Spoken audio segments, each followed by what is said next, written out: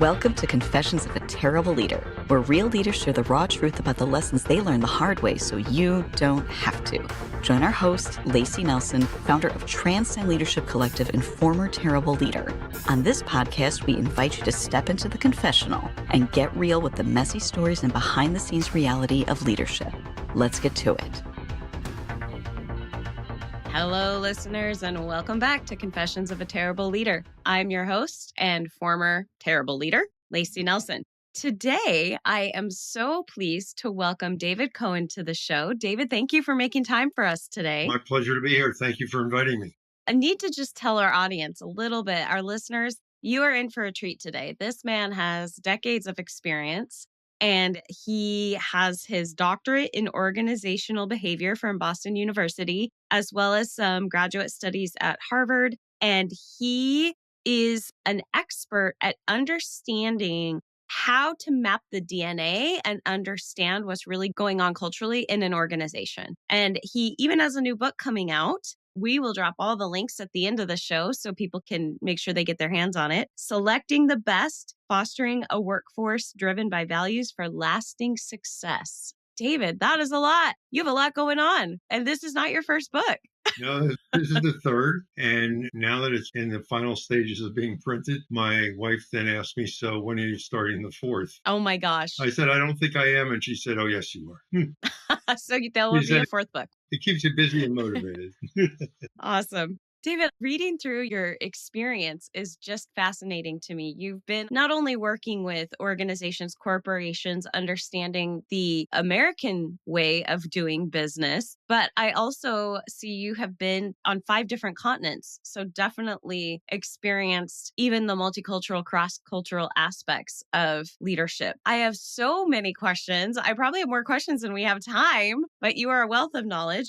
I would love to know, just setting the stage for our listeners and just out of sheer curiosity, when you go in and decide, okay, the right next step here is I'm going to map the DNA of this culture, of what's going on in this corporation. How do you begin? What does your process look like? Well, first I have to gauge that the CEO and hopefully members of the team are willing to understand that once they have expressed the DNA, it's not aspirational. They have to live it, because once you publish it, your employees expect you're going to do it. The good news is that 90% of the time they already know that and they're already doing it to some extent, but they're not always aligned. The second thing I always say to CEOs, and I learned that through experience, is I say to them one-on-one, when we go through this exercise with your leadership team, we just might find there's an outlier who's going to be holding you back, and you're going to have to deal with it. And when the CEO gives lip service to that, as has happened on an occasion,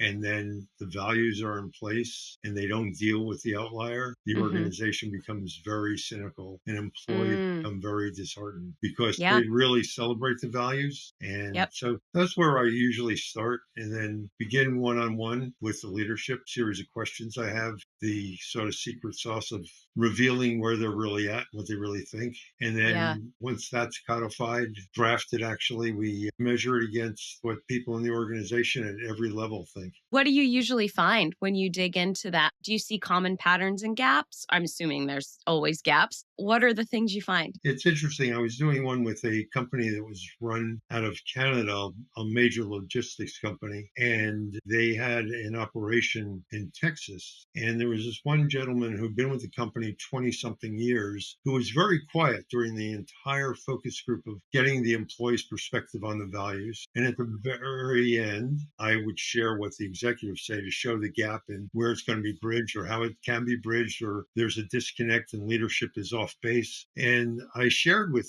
them what it was. And this gentleman, who had not said a word the entire time, smiled and said, I didn't think those guys at head office actually understood it. That's really encouraging. I find that 95% of the time, there's alignment between what the employees are thinking and doing and what leadership thinks is the right way of behaving. There's That's usually great. not a disconnect.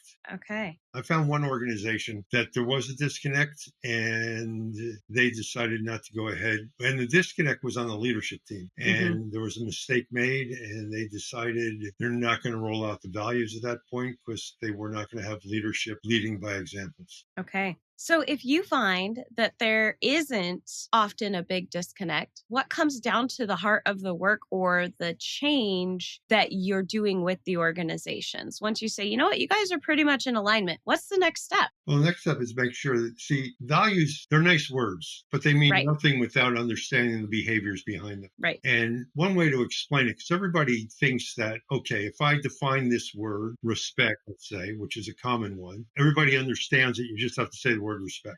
And that's Right. not true. And so, drawing on my global experiences, the way I explain it is this: respect in Southeast Asia is to save face with the leader. In other words, there's a deference to those in power. There's a deference to older people. And therefore, Hmm. if your boss tells you something, even if you disagree with it, you're not going to disagree with it in the meeting. Definitely. Right. If at all. Right. So that's respect. If I go to the Gulf region, respect is different. See, respect there is a tribal background. Respect there is I will socialize an idea, which means it might take me a month before I even start working on it, but I'll Hmm. socialize it. So even if my boss has agreed on it and it's got a green light, I'm not going to work on it until those that are impacted are on side with it and I find a way to sell them on it. Mm. In Europe, if you disagree with the boss, everybody kind of looks at each other, figures out who has the best relationship with the boss at that time, takes them out for a beer after work and tells them, there's a different way of looking at it. Hmm. Now, in the United States, there's a different kind of respect when it comes to if the boss says something you disagree with, you just raise your hand. Don't even raise your hand. Just in the middle of a meeting, you shout out, "That's really dumb." Mm. And everybody kind of says, "I'm glad he said it." And they all agree on it. Hmm. And the boss accepts it and they figure out a better way of doing it. Well, if you did Hmm. that in Europe, in the Gulf region, in Asia, you'd probably get fired. But if I acted as an Asian might in North America and have this really great idea, and I keep my mouth shut, and later on they find out I had a better idea, they're going to say, "What's wrong with you? How come you didn't Right. bring it up?" Well, I didn't want to disagree Right. with the boss. Disagreeing with the boss is a good thing. That's how we get innovation. That's how we get differences of opinion. So it's really the core of the work is capturing the authentic behaviors that define it. Mm. Now, here's the interesting part. In the research I've done and other people have done, the second most frequently used value among the Fortune 500 is the word integrity. Hmm. And then I say to people, so what's integrity mean? Hmm. And they start defining the other values. I worked with the chief of police in Calgary, Christine Silverberg, many years ago, and we were discussing this, and she came out with a brilliant idea. She said the Calgary Police Service will have integrity when we live our values without exception. So Mm. integrity is the sum total of living your values. Integrity is about keeping a promise. What do you promise? Yeah. I'm going to live my values. Therefore, when you live your values, you have integrity. Now, not Yes. everybody agrees with that. And I've had clients that insist that integrity has to be on the list. So Hmm. we work really hard to define the behaviors that are uniquely different from the other ones. And it's really difficult. Right. So that's some of the things that we do. Yeah. What fascinating, rich work.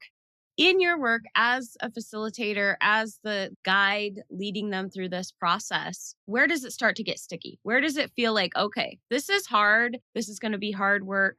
I'm going to help guide this group. Is it just completely varied business to business, or do you see certain patterns? There's a lot of different things that can happen. One thing happened with a gentleman in San Francisco that had 2 PhDs in advanced quantum physics. And when we told him what we're going to do and how we're going to do it, he thought it was really kind of airy-fairy and ridiculous. Yep. And then after I do the interviews, I take the executive off site for 2 days, sometimes 2.5. After the first day, he said, "Oh, I really see it. It really does make a difference, and it's different than the previous exercises like this that he's been through." So sometimes you get resistance that, I can state it, I'm the leader, so let everybody follow Yep. without Yep. getting any buy-in or Hmm. getting any reality check. Does it really work in the real world? Yeah. That's one obstacle you find. And the other obstacle sometimes you run into is that people think that a change in strategy is a change in culture. Mm. Talk more about that. So what's a change in strategy? There's this one bank in Australia that a CHRO that went online, it's on YouTube, and said, we're changing our strategy. We're becoming more people focused. We're going to become more agile. What it meant is we're going to get computers. We're going to get laptops. We're going to get tablets. We're going to be able to respond in the moment. And it's all about this technology switch. And then I look on the website and the values have been the same for over 100 years.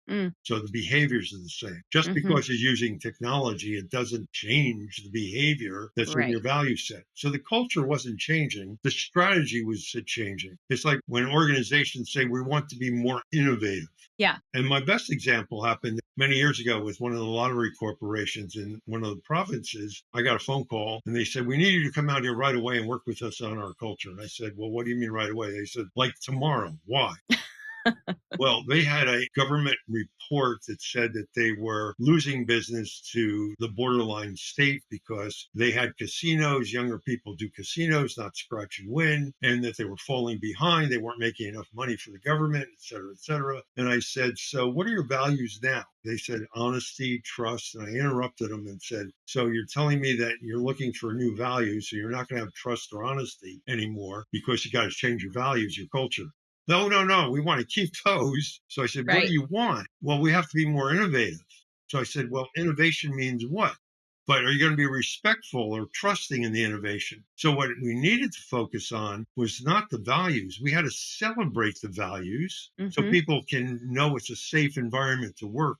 The rules of the game weren't changing, but the behaviors for the role, what they were focusing on, the objectives they were focusing on, those changed. Therefore, some of the skill and knowledge and some of the other things had to change in order to bring that out. And they did. Many years ago, they became the first province in Ontario to successfully introduce online gambling. Wow. They did very well and they're doing very well. I always find it difficult when I see consultants come in and say, we're going to change your culture, knowing that whether it's from research at Harvard or MIT or anywhere else, 85% of culture changes fail within 18 months. And they say, we're going to change your culture, and everybody gets excited, we're going to change our culture. And I'm scratching my head because they're not changing their culture because they're not changing their values. Right. Think about your values and how they evolved in you. If somebody in the morning when you wake up said, oh, by the way, today is Change Your Values Day, and whatever you believed in before, you got to abandon and believe something new, how likely are you to do that? Not likely. No. Values don't change. Culture is rooted in values. That's the cornerstone. Yeah. And they say to change a corporate value belief system, just one value can take 7 years and millions of dollars. So how do I, as a business owner, I'm running an organization and I know there's something that there's some rot somewhere. I can't figure it out exactly. I can't put my finger on it, but I know we have what's typically in the lexicon used accurately or not, we have a culture problem. What is a good diagnostic? How can I start to really dig in and go, well, do I have a culture problem or do I have a strategy problem? Or how do I start to determine what the right course of action is to get us into alignment? Okay, so there's two possibilities. One is your people really believe in the values and the culture. It's been successful. It's been positively reinforced. And because of various pressures or whatever, you're making or leadership's making decisions which no longer align with the values and the purpose of the organization to be expedient and make short-term money. Right. And people are now confused. That's why I often call the work I do a back to the future exercise. What got you there once will get you there again. You got to find out, are you in the leadership role the ones who are violating the values and have people confused? On the other hand, have you made a business change? Have you come under pressure because of competition from China or somewhere in the world, or you no longer have the lead product in the world, and therefore you have to change and change rapidly direction, which means what you were doing is no longer going to work for you. Right. But make sure you do it according to the values. And so now you've introduced this, but you haven't introduced it so people feel safe or comfortable that they're part of the solution. How do you know that? Well, the easiest way is to talk to your employees. Right. Ask. I don't, surprise. People say, how come you're so successful in talking with employees? I said, well, all I do is talk to the front line. Yeah. They tell me the truth. And then I reflect that back over the different levels of the organization. And usually there's a roadblock somewhere, and you got to be able to deal with that roadblock. And Hmm. somebody somewhere in the organization doesn't like what's going on, and they're not filtering the information down, communicating it clearly. So some people see Hmm. some people acting one way or focused on a project or an objective that doesn't align with theirs, and they're confused. The pyramid that I look at is this: values define who you are. Hmm. That's your ethics. That's your code of conduct. Hmm. The next level down in that pyramid then would be, what is our purpose? Hmm. What is our vision? In other words, Hmm. not what we are today, but what we will be. And it's got to be emotional to your employees. Right.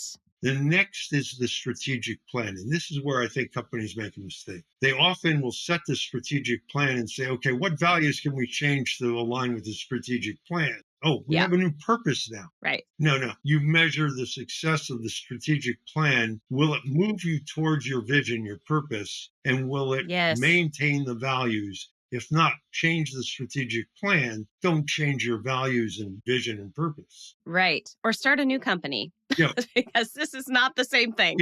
yeah, Yes. yeah, spin something off. Yep. And then if that's all in line, each Hmm. division can take that piece of the pie that's theirs. So Hmm. next level down is each individual. Now that creates a line of sight. I know that my Yes. objectives mean the team's success, the division's success, the organization's success. I know we're moving towards something that's meaningful. And I know Hmm. that if I am in a situation where there's no rule book or there's no previous way of dealing with it, as long as I live the values, I'll be safe. And Right. so I have a line of sight. Now, here's why this works. Every human being wants to contribute to something bigger than themselves. Yep. And people kind of roll their eyes. And I say, so are you a member of an organization, a church, a synagogue? Are you a member Right. of something in the community? A sports team. Yep. Why do you do that? Well, it's meaningful. That makes me excited.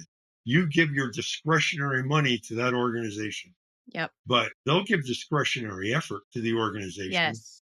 if they feel that they're being acknowledged for behaving correctly and contributing to something that's beyond their own workspace. I always Yes. find these reward systems where, I thank you for doing your job. It's kind of ludicrous because, the employee of the month probably should be the same person every month. Hmm. All right. But then you got to Hmm. switch it around so it becomes Right. meaningless. It doesn't mean anything. Right. Yeah. Right. The fact is, you get a reward or recognition when you go above and beyond, not your job in your cubby, but you've contributed to something bigger in the organization. Yes. You're building bridges. Your other departments are your customers. Yes. The best example of that somebody really understood the line of sight is the story that is associated with President John Kennedy when he was at the NASA Space Center in Houston, and Hmm. he would have a habit to talk to the front line. And he went up to one gentleman who happened to be the cleaner and said, "What are you Hmm. doing here?" And he said, "I'm putting a man on the moon." Yes. Imagine if Exactly right. every one of your employees Hmm. was able to say, "I'm contributing to your vision." That's powerful. Yeah, Such a great I've seen that with example. organizations. The old Canot Labs, which is now part of Sanofi Hmm. Pharmaceutical in France, when it was Sanofi Pasteur, Canot Labs, their vision was to make the world safer for children through vaccines. Hmm. Who the hell wouldn't want to work there? Right. When I was working with a janitorial group and we were doing something on their behaviors for their job, and one gentleman came to the group late and he kind of started apologizing. Said, "No, just sit in and jump in." One of the other guys later on in the focus group said, "We are the most important people here." Now, this is the same organization that solved the polio vaccine problem when it first came out, Dr. Mm. Banting. These are Nobel Prize winners in this organization. But these Hmm. guys, without a college, university education, tradesmen, said, "We're the most important people here." And I said to them, "Why?" Because if we don't clean the floor fast enough and somebody falls and has a concussion, we can slow down the cure for some childhood disease. Mm. We got to do our job and do it right. Yeah. And Yeah. they meant it. Such a great example. That's when you really have an organization that everybody aligns because they understand the purpose is meaningful Hmm. and the values are clear. Hmm. One of the values is because it was a very caring organization that was focused on education and learning and growth. And there was a new Hmm. leader came in the organization. He's speaking with me and he says, "What's going on here?" He said, "There's cannot time." I said, "What's cannot time?"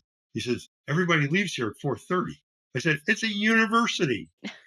It comes from the University of Toronto. That's its DNA. If you have nothing to Yeah. do, you go home. I Yeah. said, wait till you see the first day of public school. The parking lot's going to be empty because every one of them is bringing their kids to school. And they won't be here until 9:30, 10 o'clock. And he calls me up that day and he says, yeah, they didn't show up till 10:30. You have so many powerful stories. I'm going to ask you now to share a story about your own journey and yourself Fair enough. in your leadership experience and growth as a leader, as understanding who you are and how you move through this world and influence people.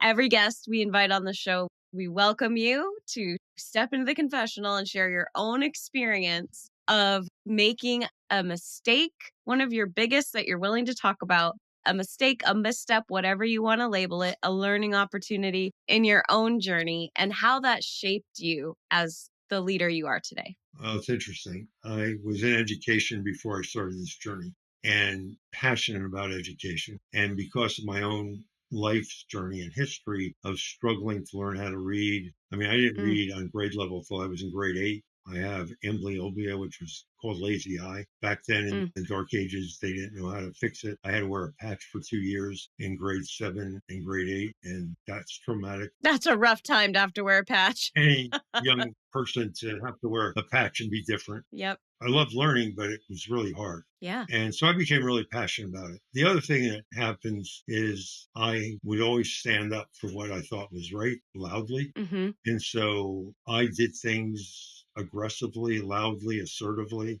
Mm-hmm. in helping kids. The focus, of course, of the schools to help kids. A lot of parents didn't like it because I tell them the truth about their kids and what they had to do to help them. And they always thought their kid was a genius or special or whatever. And I would say, they are, of course, but Yeah. they're not going to be successful. They're going to be frustrated, whatever it is. Then I would leave the school soon thereafter. In one case, it didn't help at all when I told the chairman of the board his kid needed help. Yeah. I realized later on, it took me a long time, but I realized later on that my learning struggle was exasperated by having an outburst disorder associated with ADHD. Mm-hmm. And once I became aware of that, I was able to channel my passion about what I think is right. And instead of becoming, standing on a soapbox and saying I was right and not listening to people, because sometimes I didn't listen. Sometimes I knew a teacher could do a better job and I'd get on their case a little too hard. Mm-hmm. Now I learned how to moderate that and find different ways of saying it, and until they think it's their idea. And then I say, gee, what a great idea you have. Go ahead and do it. Wonderful. Yes. What a skill to develop. It's about, instead of having answers, having questions, but have questions that Yes. lead them to the answer you want in some cases. Yes. Yeah. Learning how to ask great questions is definitely a learned skill worth putting the time in for. Yeah. What a great example. And thank you for being willing to share something so vulnerable about your own journey and your own story. I think what really resonates for me is the degree of self awareness that was required to get to that point of recognizing this maybe isn't serving me as well or the people I want it to serve well. And then being willing to dig in and figure out what's going on and how do I do it differently. Did you have to learn that, or was it pain, or was it internal? How did you get to that point? My wife. Good old women. You have to have a partner in life that cares. Yes. And she would question it, would Mhm. support me at the different schools we were at. When we moved to Canada 40 years ago, and after I left the school I was at here, my kids weren't going to leave here. They were young. They were 10 and 12 at the time that I Okay. left the school, and they loved it here. Mm-hmm. We had moved a lot, so they were sick and tired of moving. And Yep. so I decided to go into consulting. And as I worked through that in consulting, I realized my wife was right. There were different ways of approaching things. And I Mm-hmm. had to accept that I was right in what I was doing. I just wasn't right in the way I was getting the message across. And Yes. so I had to change that. I always knew as an educator about ADHD, but there used to be this myth that it used to be outgrown in adolescence. It's not. There's such a thing No. as adult ADHD. I think it's gone to a ridiculous point where now there's 4 different different types of ADHD. Right, right. It got TikTokified. Yeah, I mean, give me a break. My version of it's complicated by outburst disorder. That was getting me in trouble. So when I got into that and got into therapy for it, Yeah. and take my pills, Yeah. because if I don't take my pills, it's going to be an interesting day. Oh my goodness. What a fantastic story, and gives so much more depth to why you're so effective and powerful with the work that you do. So Thank you. thank you so much Thank you. for sharing that with us. Clearly, you're a man of deep wisdom, experience, insights. Knowing now that you had a background in education, you're an excellent communicator. I can see where that comes from. So thank you for taking time out of your day to share with our listeners. I was taking notes for myself during your discussion. So much good insight. Where can people find you, David, if they want to follow up and get more and order that book? I am on LinkedIn, so you can find me on LinkedIn. Okay. That's why I use my middle initial S, because there's thousands of David Cohens in this world. Yep. David S in Toronto, so that pops up. Okay. You can at www.sagltd.com is the website. Okay. We'll drop that in the notes, everybody, so you don't have to write it down. We'll have it there. And the book link will be out by, the publisher said, by the end of this month. Okay. But it'll be on my website. I'll send it to you. You can have it. So Thank you. Perfect. Good for that. Excellent. We will make sure we get all of those links. Thank you again. It's just Thanks for been inviting me. wonderful. I Yes, appreciate it. absolutely. Yeah. Yeah, this was fun. This was a fun. good conversation. Yeah. All right, listeners, you know the drill. Until next time, go manage like a leader.